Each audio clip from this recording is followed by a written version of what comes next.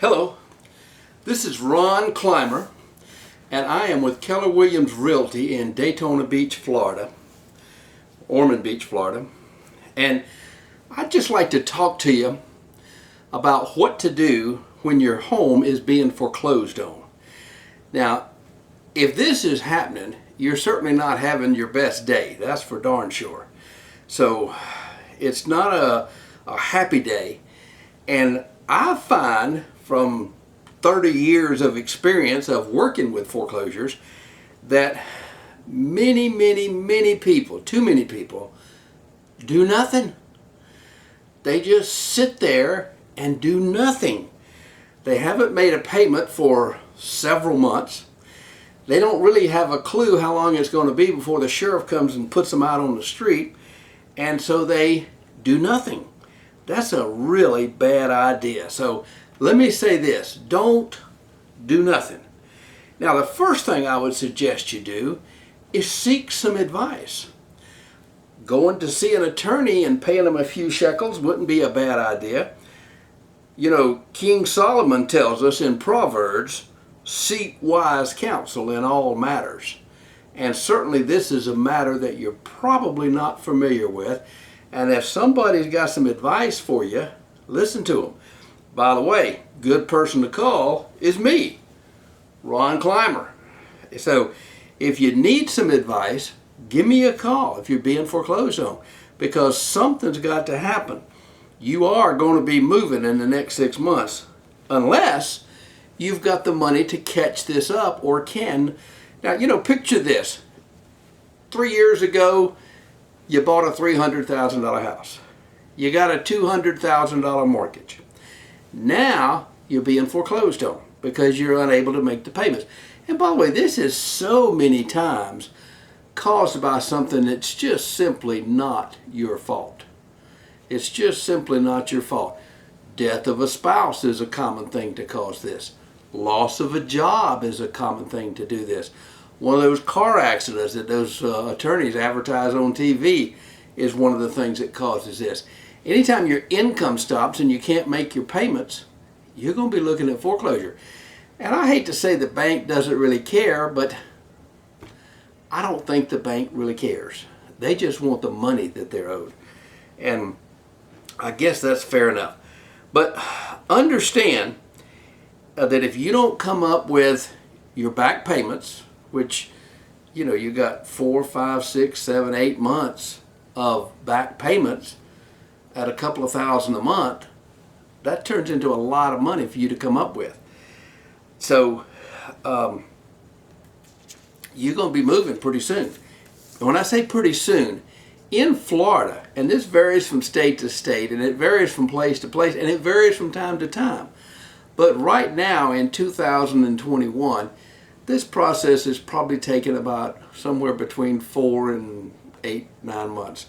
So from now, if you got served a notice today, it's going to be 4, 5, 6, 7 months before you're out on the street. That ain't very long when you're sitting here making plans. The best thing for most people to do is sell the house. And especially in today's, this is a magic time in real estate. It is a magic time in real estate because if you bought a house 3 years ago for $300,000, it's probably worth $400,000. So if you owe $200,000 on it, you can't come up with the $16,000 or $18,000 to catch up your back payments. You can sell the house and put $100,000 in your pocket. That's a whole lot better than the bank foreclosing on it. So call me and let's see if that's a possibility for you. I mean, it just makes way too much sense. By the way, a trend I've noticed lately is a lot of foreclosures are caused by reverse mortgages. A lot of people don't realize how reverse mortgages work, but the way they work is if Grandpa owns a free and clear house, but he has a little cash flow problem. Well, he sees Tom Selleck advertising reverse mortgages on TV, and so he calls and he gets a reverse mortgage. Now what happens is the bank pays Grandpa a payment every month instead of Grandpa making a payment every month. So they pay off Grandpa's old mortgage, and they start sending him some amount of money a month, depending on how old he is, and etc. A couple other things. So, but they send him that money. Then one day he dies, and when he dies, the heirs inherit the property. And it seems to me that a lot of heirs think, well, there's a mortgage on it. There's nothing we can do. So maybe Grandpa's balance is $100,000 and the house is worth $200,000. But the heirs just don't do anything. They just sit around and let the house be foreclosed on.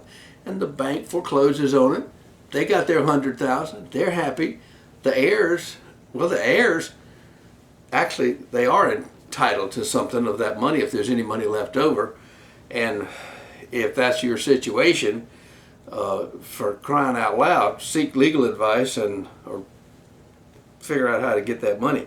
But it would have been more money if you had listed it with a realtor and sold it for what I call retail value. One of the things that I find that people do wrong is a lot of times people are behind on their payments.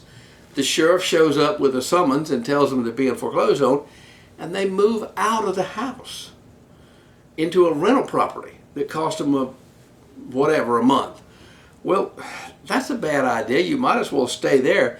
You're making payments whether you're there or not, because the interest just keeps clicking on. $2,000 at 4% interest, that's $8,000 a year.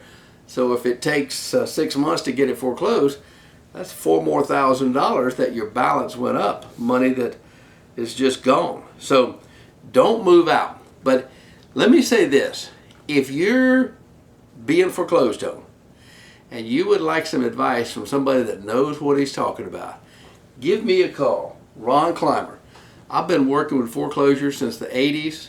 I know a lot about banks. I know about short sales, loss mitigation, and I can show you the best way out for you. Give me a call. Thanks.